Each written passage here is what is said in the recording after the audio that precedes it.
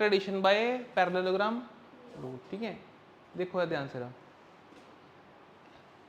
इसमें हमको क्या गिवन होगा बेटे, मान लो एक होगा ए, अभी बनाना मत चले, सुन लो पहले, एक बी और उनके बीच में एंगल है थीटा, ऐसा कुछ सिनेरियो होगा। इसको हमने पहले सोल्व किया था ट्रायंगल लॉ से। तो ट्रायंगल लॉ से कैसे सोल्व किया था हमने, अगर ये ए था तो हमने बी को उठाया और ए की टिप के ऊपर रख दिया, ऐसे करके हमने, ये बी था और ये हमने बोल दिया ये इसका आर था। पहले हमने ऐसे किया था इसको, that is called triangle law. अभी क्या करना है हमने, सेम ए को उठाना है हमने और बी को उठाना है। इस बार बी को ना ए के आगे नहीं लगाना, इस तरह बी के यहाँ लगाना है, इधर इसके टेल पे लगाना है। तो टेल पे लगा दो बी को ऐसे करके, सही है। इसके पैरेलल लाइन यहाँ खींचो, इसके पैरेलल लाइन यहाँ खींचो और उसी पॉइंट से जहाँ से ए और बी निकल रहे हैं उसी पॉइंट से निकाल दो आर को, आर माने रिजल्टेंट को निकाल दो। ठीक है, ये जो मैं बनाऊंगा इसे बोलते हैं पैरेललोग्राम, सही है। तो ये एरो दिखा देना यहाँ पर, जैसे एरो दिखा रखा ना, एक एरो यहाँ दिखा देना, इसका नाम लिख दो टी। तरीका वही करने का कि मेरे को ड्रॉ करना है यहाँ पर एक नॉर्मल ड्रॉ कर दो, ये लो, नॉर्मल का नाम लिख दो एन, ये यहाँ पे नॉर्मल है। ठीक है, अब एक बात ध्यान दो यार, जो साइड ये बी है पैरेललोग्राम में ऑपोजिट साइड्स इक्वल भी होती हैं, पैरेलल भी होती हैं, इक्वल भी होती हैं। तो अगर ये साइड बी है इसकी, तो ये साइड कितनी हो जाएगी, ये भी बी हो जाएगी। ठीक है, ए और बी के बीच में एंगल थीटा है बेटे, ये देखो ये वाला जो एंगल है ये पूरा एंगल है थीटा, सही है। मैं यहाँ भी दिखा सकता हूँ इसको, ये भी थीटा ही है, ध्यान से देखो, तो ये भी ए और बी के बीच का एंगल ही तो है थीटा, सही।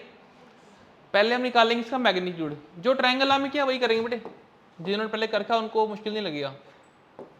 लिख लो इन मैग्नीट्यूड, ओपी को ए मानना है, पी क्यू को बी मानना है, ओ क्यू को आर मानना है। ठीक है, वेक्टर का निशान हटा देना, सिंपल आर लेके चलेंगे। क्या तरीका रखा था हमने, हम चलेंगे पी क्यू एन ट्रायंगल में, पहले निकालेंगे पी एन फिर निकालेंगे क्यू एन। ट्रायंगल है पी क्यू एन ट्रायंगल, दिख रही है। इसमें मैं निकालूंगा, पहले निकालूंगा पी एन, तो मान लो मैंने पी एन निकालना है और हमें क्या मालूम है, पी क्यू हमको मालूम है, पी क्यू में यहाँ लिख देता हूँ। ठीक है, पी एन जो है ये इसका बेस है, जो पी क्यू है वो इसका हाइपोटेनस है, बी अपन एच होता है कोस थीटा, ये चला जाएगा ऊपर मल्टीप्लिकेशन में। तो पी एन का आंसर मिल गया हमारे को P Q cos theta, P Q B लिखा हो यहाँ पे, तो ये आंसर आ गया बी कोस थीटा। ठीक है, पी एन निकाल दिया। अब आप निकालो एक बार क्यू एन, क्या निकालना है बेटे, क्यू एन निकालना है। क्या मालूम है हमको, पी क्यू, क्यू एन क्या चीज है, परपेंडिकुलर, पी क्यू क्या चीज है, hypotenuse, P upon H is sine theta, ये चला गया ऊपर। तो बेटे जो क्यू एन आया वो आया P Q sine theta, P Q is B, तो ये बन गया बी साइन थीटा। ठीक है, ये लो, सारी साइडें पता लग गई हमारे को। अगला स्टेप क्या होता था, हम जाएंगे राइट एंगल ट्रायंगल किसमें, ओ क्यू एन में जाएंगे, ओ क्यू एन में जाएंगे, क्या लगाएंगे, पाइथागोरस। ठीक है, जैसे ये है ट्रायंगल ओ क्यू एन, इसमें हमने लगानी है पाइथागोरस थ्योरम। पाइथागोरस क्या बोलती है, हाइपोटेनस का square is equal to base का स्क्वायर प्लस परपेंडिकुलर का स्क्वायर। हाइपोटेनस कितनी है इसकी, ओ से लेकर क्यू, तो यहाँ लिख लो ओ क्यू का स्क्वायर। बेस कितना है इसका, ओ एन, की सारा बेस है, ओ से लेकर एन इसका बेस है, प्लस परपेंडिकुलर, ये रहा परपेंडिकुलर, कितना है क्यू एन का स्क्वायर। सही है। फिर नेक्स्ट स्टेप में देखो बेटे, ओ एन को हम क्या लिख सकते हैं, ओ एन को ओ पी प्लस, हाँ सही, स्केयर लगा दो प्लस के ओ एन का स्केयर। इसकी खोलो बेटे आइडेंटिटी खोल दो इसकी, A plus B whole square की, A square plus B square plus 2 A B और प्लस है के ओ एन का स्केयर। अब हम सबकी वैल्यू पुट करेंगे, ठीक है। देखो लेफ्ट साइड पे देखो, ये देखो ओ क्यू यहाँ लिखा हुआ है आर, तो ये बन गया आर का स्केयर। ओपी देखो, ये रहा ओपी, ये बन गया ए का स्केयर। पी एन ये रहा, बी इसका स्केयर कर दो, बी स्केयर को स्केयर थीटा प्लस 2, दोबारा ओपी ए है और P N B cos theta है plus Q N, Q N की वैल्यू ये रही बी साइन थीटा, स्केयर खोल दो V square sine square theta, ये लो सही है। यहां से निकालो आर स्केयर, ये आ गया ए स्केयर, यहां पे इन दोनों से कॉमन निकालो बी स्केयर, ब्रैकेट में क्या बचेगा cos square plus sine square, वो 1 होता है, प्लस क्या आ गया 2ab कोस थीटा, बस यहां से आर निकालिए, R will become under the root A square plus B square plus 2ab cos theta. Equation number 1 डाल दे इसको। डायरेक्शन के लिए तुम बताओ रिजल्ट ने कितना एंगल बनाया, रिजल्ट ने कितना एंगल बनाया ए के साथ, तो ये वाला एंगल देखो, ये वाला एंगल इसको लिख लेते हैं बीटा, सही है।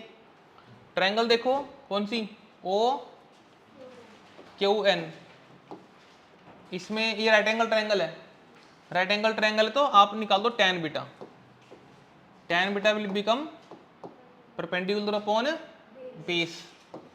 What is perpendicular Q N, what is base O N. फिर नेक्स्ट स्टेप में बताओ ओ एन को हम क्या लिख सकते हैं, ओ एन को ओ पी प्लस वैल्यू बताओ क्यू एन की,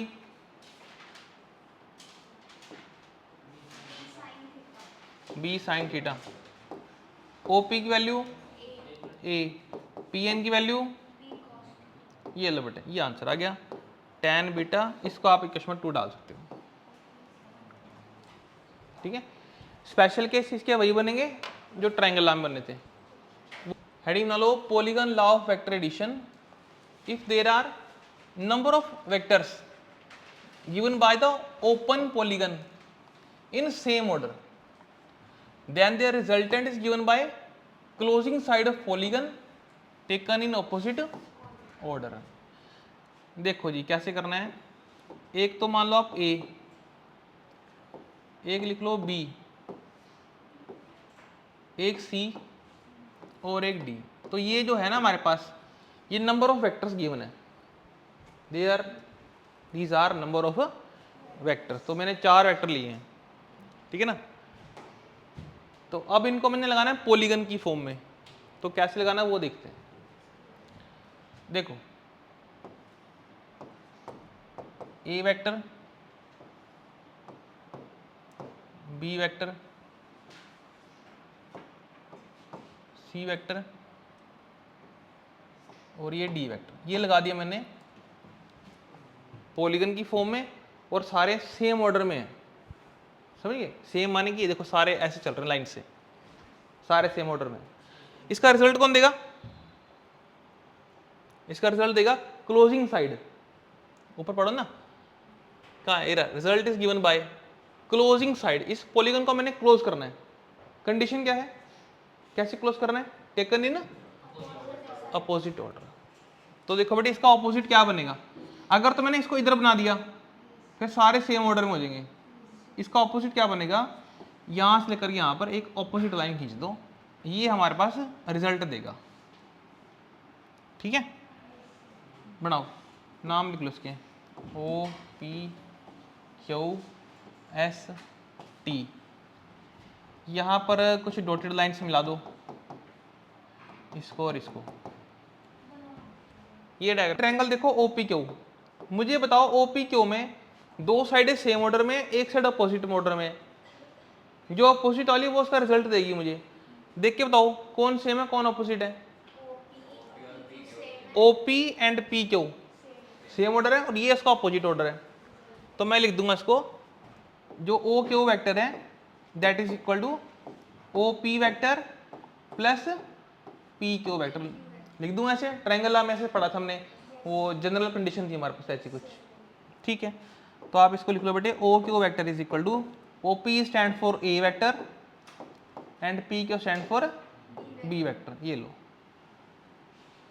चाहे इसको इक्वेशन नंबर 1 डाल दो, आगे काम ले लेंगे इसका। अगली ट्रायंगल बोल रहा हूँ बेटे, ओ क्यू एस में चले जाओ, बस देख के बताओ कौन से सेम ऑर्डर में कौन से अपोजिट ऑर्डर है। बेटे ओ क्यू और Q S, O Q Q S ये सेम ऑर्डर है बेटे, ये वाला सेम ऑर्डर, ये इसका अपोजिट ऑर्डर है, ठीक है। तो आप क्या लिखोगे, O S vector equal to O S vector is equal to O Q vector O Q plus Q S vector, इसको ऐसे लिखो, ठीक है। एक काम और कर लो, इक्वेशन 1 की हेल्प ले लो, इक्वेशन 1 की हेल्प ले लो। जहां लिखा है ओ क्यू वहां मैं क्या लिख दूंगा, ए प्लस बी लिख दूंगा बेटे। और जो क्यू एस है डायग्राम देख लो, डायग्राम में जो क्यू एस है वो किसके बराबर है, इसको नंबर डाल दो 2, ठीक है। लास्ट ट्रायंगल में चले जाओ, ओ एस टी में चले जाओ, O T is equal to बताओ O S plus S T लिख दूंगा, टी एस एक ही हुआ था वो कोई चक्कर नहीं, ठीक है। अच्छा अब बताओ बेटे ओ टी, अब देखो सारे नाम मेरे पास हैं, ओ टी का नाम देखो क्या है आर, रिजल्ट है ये, is equal to O S को आप इक्वेशन नंबर 2 की हेल्प ले लो, 2 की हेल्प लो, बताओ ओ एस क्या चीज है, A vector plus plus plus S T, diagram में देखो दिस इज हो गया, let is called polygon law.